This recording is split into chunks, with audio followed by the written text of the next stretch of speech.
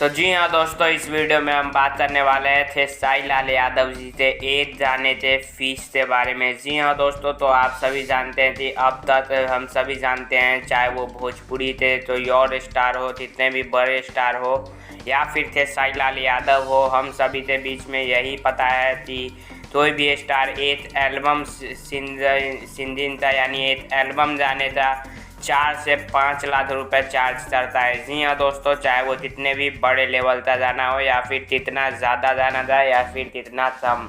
लेकिन अब आप सभी जानते हैं कि मार्केट में थे साई लाल यादव जी का डिमांड काफ़ी ज़्यादा बढ़ गया है, और जाने भी इनसे सबसे ज़्यादा कंपनी ले रही है। तो जाने तो कम करने के लिए इन्होंने अपनी फीस बढ़ा दी है, और अब थे साई लाल यादव बन चुके हैं सबसे महंगे भोजपुरी सिंगर। जी हाँ दोस्तों, अखिलेश कश्यप जो कि राइटर है थे साई लाल यादव जी थे, अन्नपूर्णा फिल्म थे ऑनर। अखिलेश कश्यप जी ने बताया कि थे साई लाल यादव जी अब एक जाने का 10 लाख रुपए लेंगे। जी हाँ दोस्तों, तो सबसे बड़ी खबर है, आप तो चला कमेंट में जरूर बताइए।